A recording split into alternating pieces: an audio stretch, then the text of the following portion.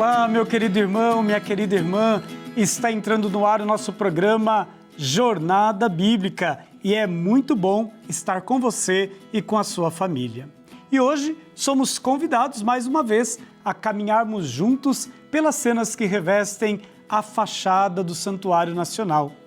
Este é um verdadeiro encontro com a Palavra de Deus, que se torna visível e toca a nossa vida de forma simples e profunda.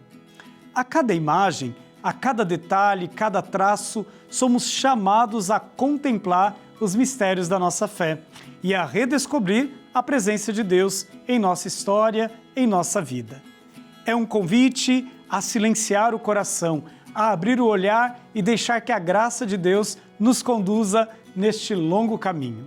Por isso, venha conosco nessa linda experiência, contemplando a maior Bíblia a céu aberto do mundo e renovando a nossa fé.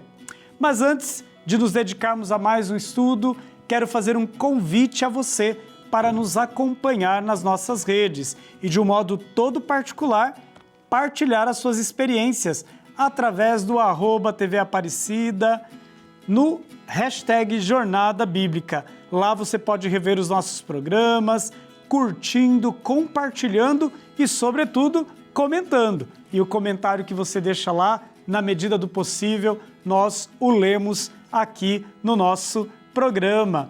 E hoje nós temos mais dois comentários. O Luiz Eduardo Falaschi, que sempre está nos acompanhando e que diz assim: que bênção foi este mês, com tantas explicações sobre os mosaicos e sobre nossa fé.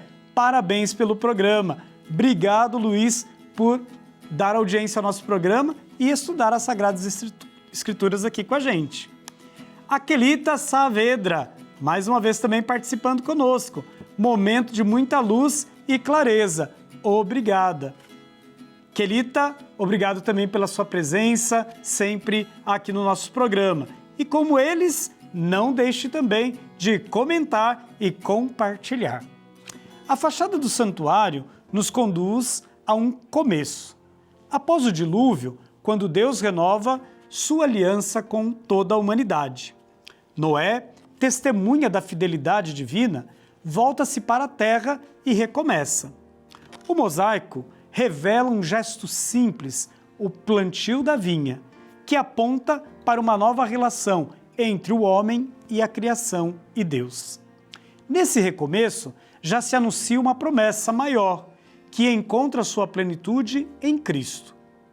Em prece, queremos pedir: Senhor, renova a nossa vida e faz-nos caminhar na esperança da Tua aliança. Acompanhe conosco essa catequese visual que nos recorda: em Deus, toda a história pode ser recomeçada. Essa é uma caminhada de fé, essa é a nossa história, essa é a nossa jornada bíblica. Desde as primeiras páginas da Bíblia, a relação entre Deus, o ser humano e a criação aparece como parte essencial do projeto dilúvio. No livro do Gênesis, após o dilúvio, que marcou um tempo de purificação e recomeço para a humanidade, encontramos um gesto simples, mas cheio de significado. Noé, agricultor, começa a plantar uma vinha. Esse ato não representa apenas o retorno à vida cotidiana depois de um período de destruição. Ele simboliza também o recomeço da história humana e a retomada da relação entre homem, a terra e Deus. Cultivar a vinha é um sinal de esperança, de confiança no futuro e de abertura para uma nova etapa da criação. Na tradição bíblica, a vinha e o vinho se tornam imagens profundamente espirituais. Ao longo da história da salvação, eles passam a representar alegria, abundância e, sobretudo, comunhão entre Deus e o seu povo. Essa simbologia ganha ainda mais força no Novo Testamento. Nas bodas de Caná, Jesus transforma a água em vinho, realizando o primeiro de seus sinais e revelando a abundância da graça divina. Mais tarde, na última ceia, o vinho se torna o cálice da nova aliança, sinal do amor de Deus que se entrega pela humanidade. Assim, da vinha plantada por Noé ao cálice oferecido por Jesus, a Bíblia revela um caminho de reconciliação e de amor entre Deus e os seres humanos, convidando cada pessoa a redescobrir essa relação que dá sentido à própria vida e à criação.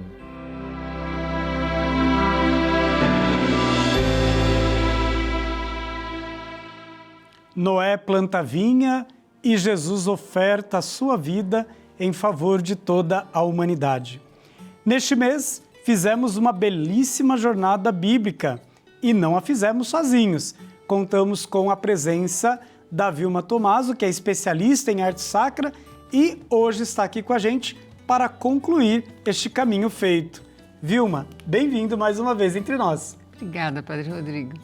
É sempre uma alegria poder compartilhar, né, da sabedoria da Vilma, que com muito cuidado sempre se dedicou a estudar a arte presente aqui no santuário, essa arte que não foi colocada por acaso nas paredes do santuário, mas está aqui para nos ajudar a rezar, a nos encontrarmos com o mistério pascal que aqui celebramos e atualizamos em cada romaria, em cada Eucaristia.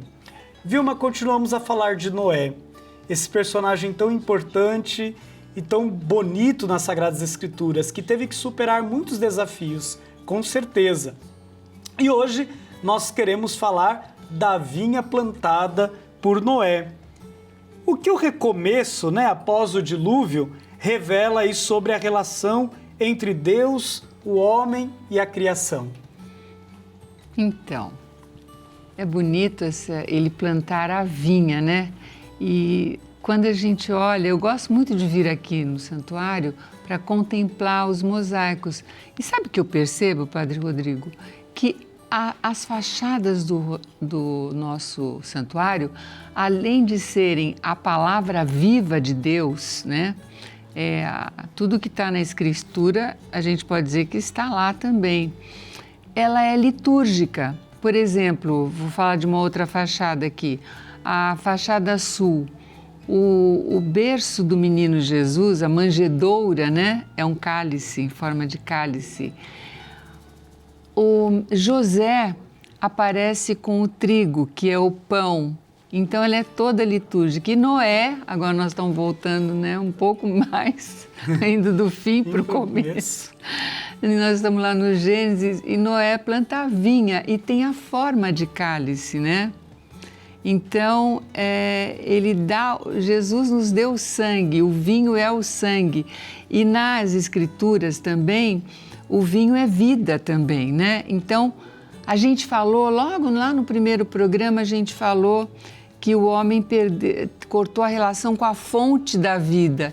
Então, Deus não nos abandona, Ele vai prefigurando. É por isso que Ele planta realmente a uva, porque é da uva que é feito o vinho, né? Fruto da terra. E do trabalho humano.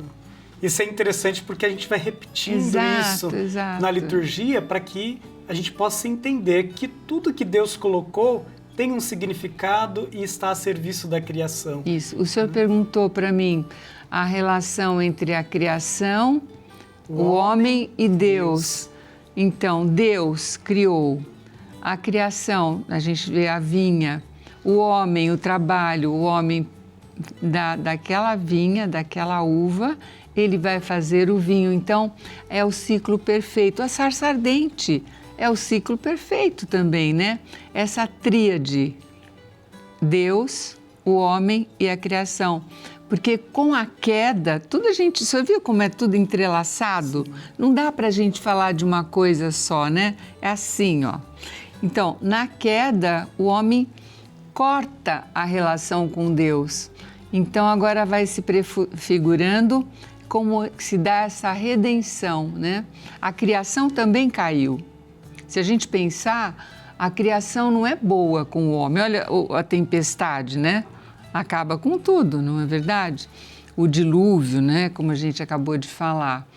Mas com a redenção do homem, ele vai redimir também a criação. Sim. Porque a natureza é bela, né? Deus criou e viu que era belo, que é belo. E nós estamos, então, diante de um grande mistério. E como entender, então, a vinha dentro das Sagradas Escrituras a partir desse gesto de Noé, de alguém que planta esta vinha? Então, quando ele começa é um recomeço, como o senhor mesmo falou, né? Acabou o dilúvio, eles têm que recomeçar. Ele começa fazendo o quê? Justamente isso. Assim como os filhos de Jacó tinham o seu rebanho, mas tinham também o trigo, não é? Eles colhiam o trigo e do trigo faziam o pão e o vinho. Olha ali o altar novamente. Então parece que Deus quer sempre nos lembrar que Ele está presente na nossa vida, Ele está ali. E não é só na hora da celebração litúrgica, não é só a hora que a gente vem pagar uma promessa aqui em Aparecida, é o dia inteiro, é isso que Ele quer nos lembrar. É isso que eu acho que isso significa, porque é muito forte, é o dia inteiro, né? A gente é de Deus. Ele tem que estar em nós somos o templo de Deus também. Então, é como eu falei, não dá para falar de uma coisa só, está tudo entrelaçado. E dá para estabelecer uma relação entre a vinha de Noé e a cena de Caná de Galileia? Sim, olha que interessante, eu gosto tanto dessa cena. E nós temos uma das fachadas, a fachada sul. É tão interessante porque não estava no momento dele. Quem pede? A mãe.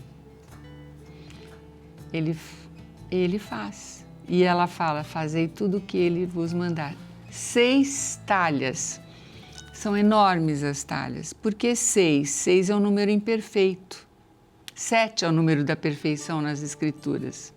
Então, aquele vinho, aquela forma de louvar a Deus que eles tinham, já não estava mais valendo, porque não estava chegando, estava imperfeita. Então, o vinho novo é que vai abrir o caminho para uma nova vida. Então, é tudo muito entrelaçado, quer dizer, as bodas de Caná, Jesus faz no seu primeiro milagre, transforma água em vinho. E cá entre nós, que deve ter sido um vinho maravilhoso, né, Padre Rodrigo? Porque todos ficaram felizes. Todos ficaram felizes. Eu cheguei a ver, quando eu fui à Terra Santa, uma das talhas daquela época, enorme, assim, muito grande. Eu falei, imagina, eles devem ter tomado muito vinho ali. E é uma renovação de vida, né? É o que a gente pode fazer em todas as Eucaristias, né? A cada uma que a gente participa, é isso que nós fazemos, né? E aí eu acho que a gente entende o que significa o cálice no Novo Testamento, não é isso? Sim. Quando a gente traz isso para a ação litúrgica. Sim. Porque assim, tudo aquilo que está nas Sagradas Escrituras, a liturgia é da vida. Sim. E é muito interessante a gente perceber, né, como que na igreja a tradição ela vai sendo passada. Então os ritos não são meras repetições, mas é uma tradição que vai se tornando viva e vai passando de pai para filho, mãe, e assim vai chegando até nós, e nós temos essa responsabilidade de levar outros a esta mesma experiência. E é uma realidade, né, Padre? É uma realidade, está acontecendo ali naquela hora. A gente não faz memória, né? Eu sempre gosto daquela frase, o Senhor esteja convosco, que o sacerdote nos fala, e nós repetimos na Assembleia, Ele está no meio de nós, né? Porque é ali mesmo. Então, a beleza do ser católico, de participar da liturgia, é isso, a gente está ali no céu naquele momento. É vivendo aquela experiência de uma forma muito concreta. Sim. Vilma, se você pudesse resumir tudo aquilo que fizemos até agora, o que você diria para aqueles que estão nos acompanhando, a gente encerrando essa jornada bíblica deste mês? Numa frase só? Pode ser. Vamos nos voltar a nos relacionar verdadeiramente com Deus, né? Vamos voltar, falo para mim também, à fonte da vida, né? Que só Ele nos dá a vida verdadeira, né? Só Ele pode nos dar a alegria verdadeira, com o amor dEle para nós. Não são as coisas desse mundo que vão nos trazer a verdadeira felicidade, né? É isso que eu posso dizer.